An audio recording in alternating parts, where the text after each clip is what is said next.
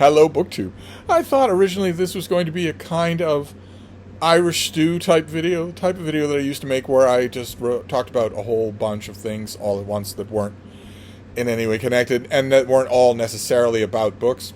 I thought at first that it was going to be that, but then I thought, what would that be? What form would that take? Would that be the Epstein files? Would that be the controversy of a week ago with the incredibly popular streamer Destiny, that we have to call Destiny? They all give themselves 1960s Las Vegas stripper names, being pretty convincingly outed as a practicing pedophile, and whether or not that's going to have any effect on his career. One commentator actually said, no, it's not going to hurt him at all. This is now a recognized step in your career if you're a streamer. You have to be credibly accused of pedophilia. Why the platforms that these people are on don't summarily shut them down and salt the ground underneath them, I don't know. If that's the point we've reached, where people are cynically but perhaps accurately saying, well, yeah, this is his pedophilia period, it'll go on his record. He'll deny it, but everybody will know that it's true, and he won't lose any subscribers. In fact, he'll gain some. I could talk about that.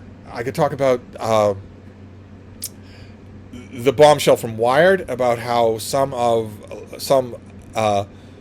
Democratic YouTubers, content creators, have been outed as taking money from a dark money slush fund that strictly controls what they say and what they talk about, and more importantly, when it comes to Israel's genocide in Gaza, what they don't talk about.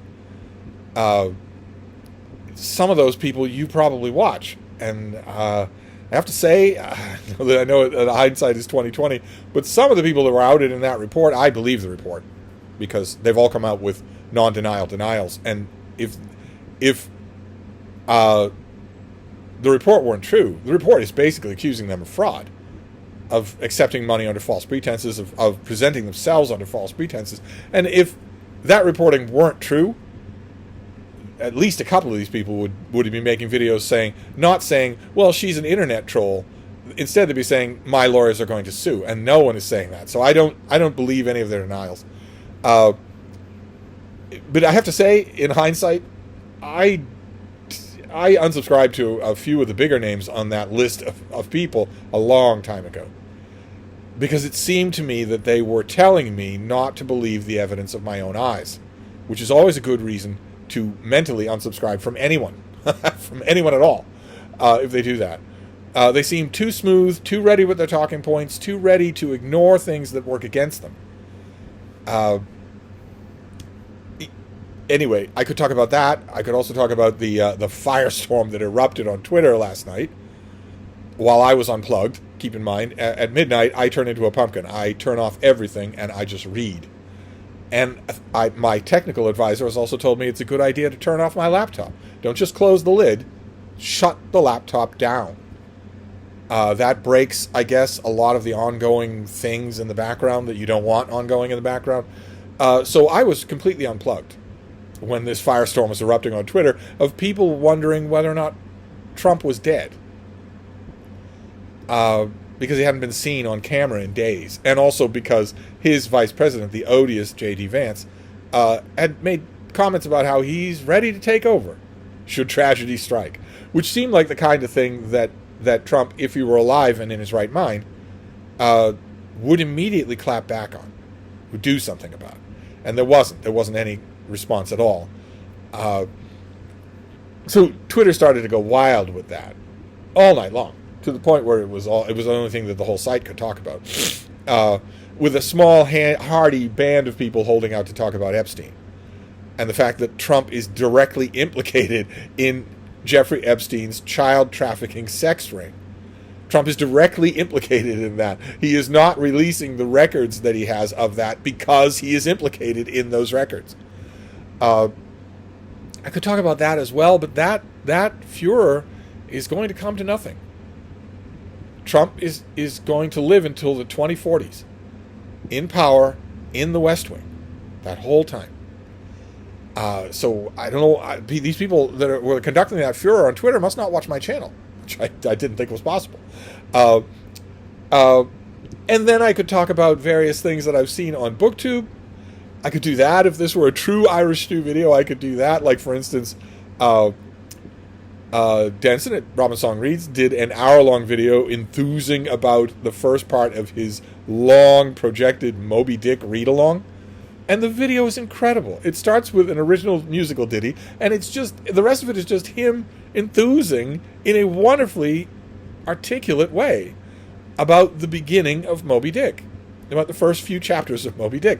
I'll try to remember to leave a link to it down below, because if you haven't seen it, and maybe Moby-Dick is this great white whale, no pun intended on your reading this, something that's been staring at you from your shelves and you've never got around to it, well, maybe Robin Song Reads is the kick you need to do that. You'll never hear it more, except maybe from me, and I'm 4 years older than he is, so maybe I'm a little more jaded, but you'll never hear the book more enthusiastically described. It is an incredible experience. I know I've said that to you countless times over the last 8 years, not 1,000 videos, whatever, but this video underscores it. I could do that. I could go down a whole rundown of fun videos that I've watched on and off BookTube, on YouTube, but maybe I'll do a proper Irish Stew video once a week on the weekends. Maybe I'll do that for the rest of the year. But this isn't that. That was just an idea in my mind. This, of course, is the beginning of a long weekend here in the United States, the Labor Day weekend. So this morning, first thing, when the traffic outside is usually okay, it's a bunch of people going into the city, it's a bunch of people commuting to work. This is a major road. It's an evacuation route. It's a long, straight line. That makes it very attractive for commuters. It's also parallel to commuting rails, the commuting train.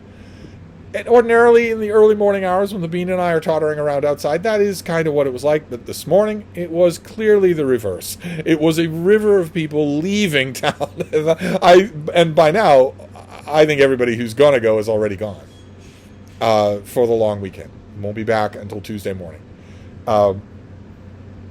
And I've got some bookish stuff to talk to you about, but it's kind of random. There's a package that we can open, but I just wanted to see your faces. That's all.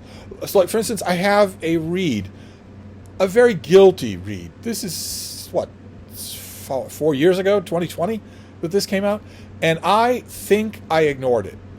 At the time that it was coming out, I mean, you have to check my earlier videos, but I think I ignored it.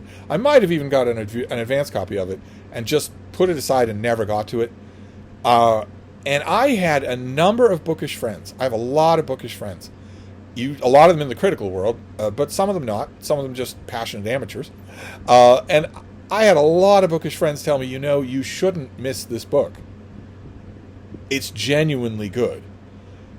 And I hemmed and hawed, and I never did get around to it. The book is The Last Trial by Scott Turow, who is going to go to his grave, as in the public mind, as the author of one book, Presumed Innocent. But he has written a lot of books, and I should have paid attention, because a lot of the people that said that were saying it. They were saying it about an author who has pleased me with books. So I finally got around to reading this, and it's terrific. It's just terrific. It is so eloquent and thoughtful. It's about a very old trial attorney. He is long since past ready to retire, and he gets one last case, hence the title. And its one weakness as a book, the one thing that it falls down on, is that Scott Turow does not fully inhabit what it's like to be old, what it's like to be very old. He doesn't fully inhabit that. Maybe he can't. Maybe. There are long sections of this book where his main character, Stern, does not feel old, does not act old, does not seem old. I guess there are people his age who wouldn't, but I loved it anyway. Absolutely loved it. Good Lord. Then there was another reread from 1980, When All the World Made Sense. And this is a facsimile reprint from Marvel Comics of X-Men number 138, Exit Cyclops. This is a facsimile all the way down to the ads. I think the only thing missing in here is the letters page. And that might be just that you don't want to be publishing people's information. The ads are very dated. There's an O.J. Simpson ad right there for how to sell shoes. Not gloves, but shoes.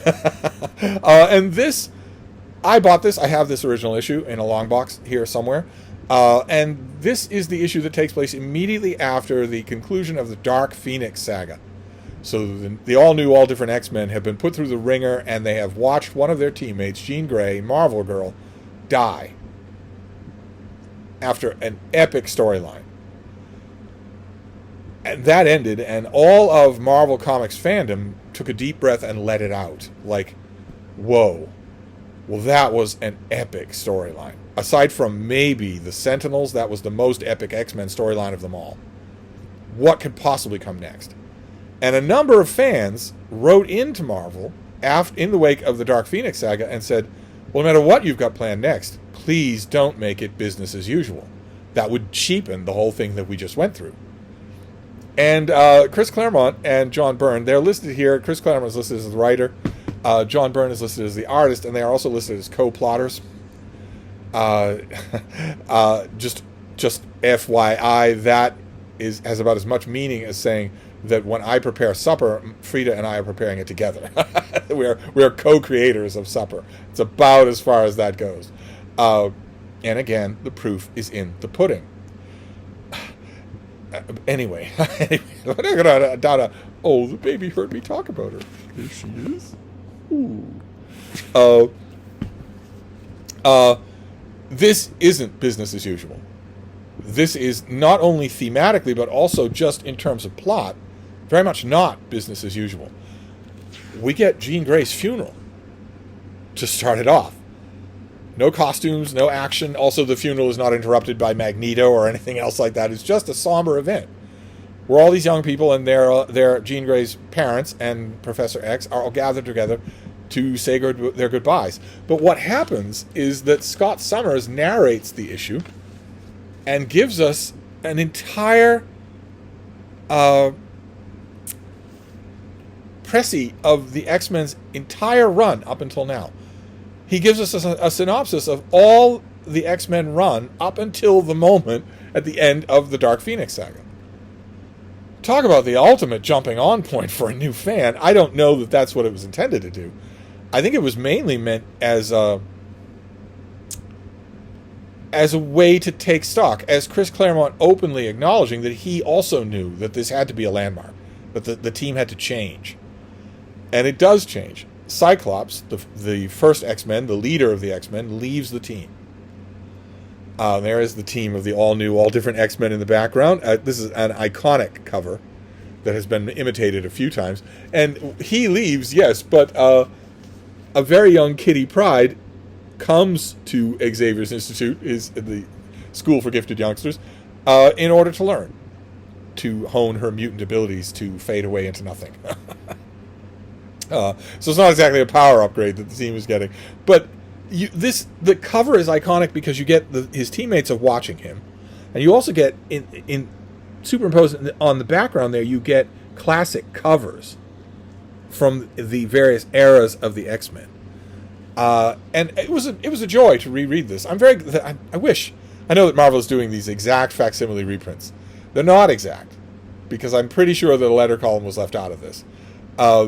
But I know they want them to be facsimiles, but can you get rid of the dumb banner on top there? I mean, honestly. First of all, am I right that there are no letters in here? No, the letters column is not in here, and I'm pretty sure that issue 138 had a letters column about the Hellfire Club. It would have been all about the Hellfire Club. I have to check my issue to find out, and it's buried.